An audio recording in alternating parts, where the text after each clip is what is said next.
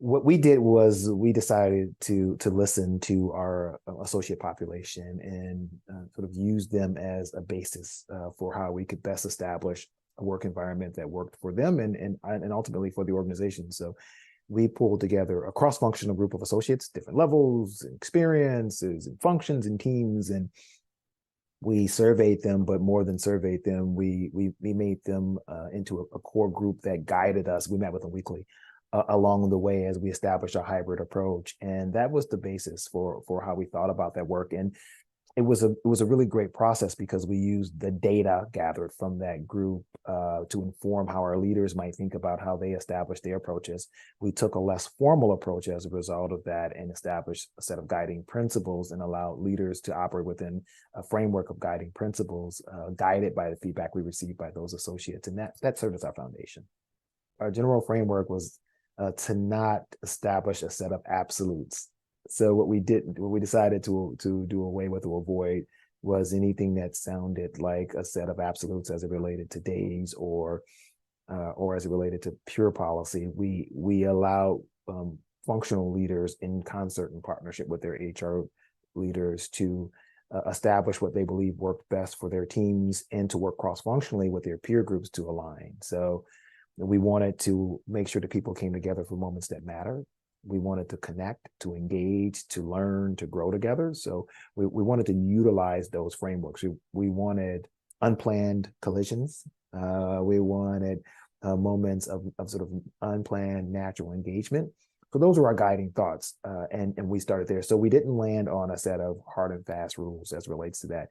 We have, as a leadership team, as a direct report team to the CEO, we have a week out of the month that we call meeting week that, generally speaking, we try to come together and connect in our offices there. So that's probably as far as we went to something that felt like a touch point for us to gather as a team.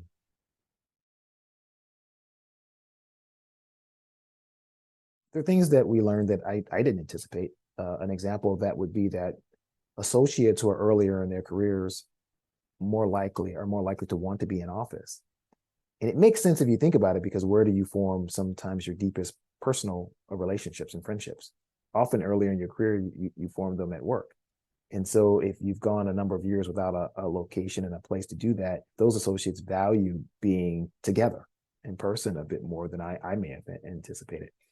Something that I would say has stood out to me is associates really value flexibility. At the same time, they worry about ambiguity. And so when you have flexibility in the workforce, the extension of that conversation is a greater degree of ambiguity.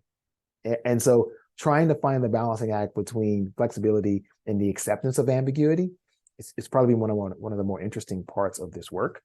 And I think it became more about leadership and how we learn to lead ourselves and our teams than it is about hybrid.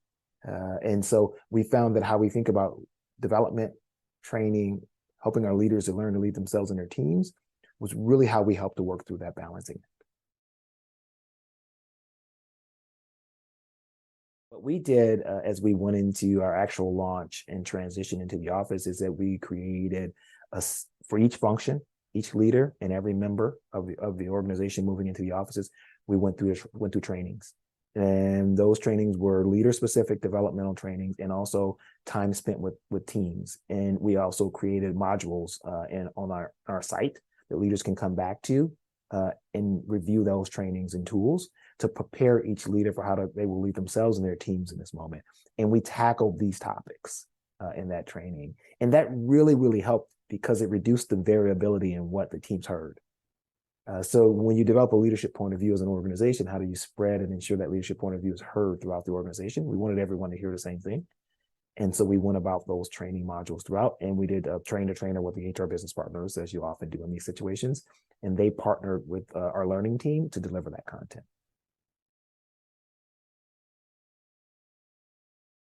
If I'm a leader who's predisposed to liking to have my team in person, and you're my counterpart and you're predisposed to being less particular about that, the worry that I ultimately may have is, hey, do I seem like the bad guy? right? And so if Dawn is flexible and she's not so much worried about where people are, and I really would love to have my folks here and our teams work with one another. So then the question bubbles up, right? Andre has a style, Dawn has a style, you know, why is that? You know, maybe I want to be on Dawn's team instead of Andre's team, right?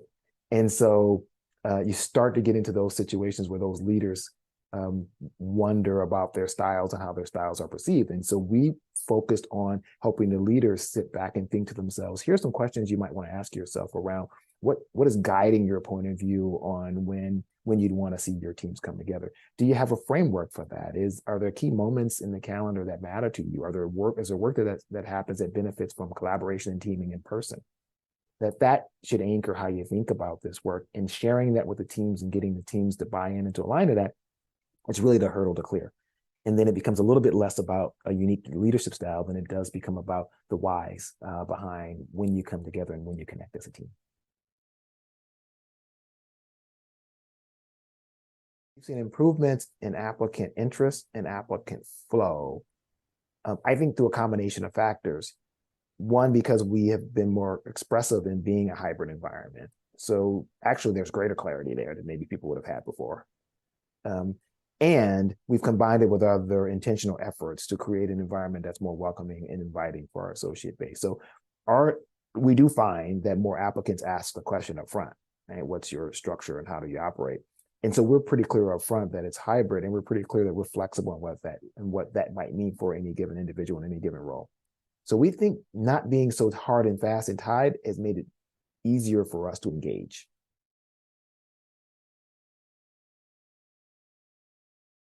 We launched some key technology tools that improved our ability for our associates to drive flexibility in the supply chain and stores. So an example of that is a shift marketplace.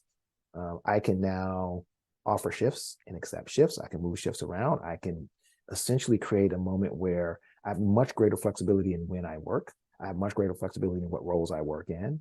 And we also create a greater flexibility in pay. So I can get paid in shorter cycles. I can get paid on the same day. So flexibility in pay and flexibility in work scheduling are two things that we heard loud and clear from the workforce, especially the hourly workforce in supply chain and stores.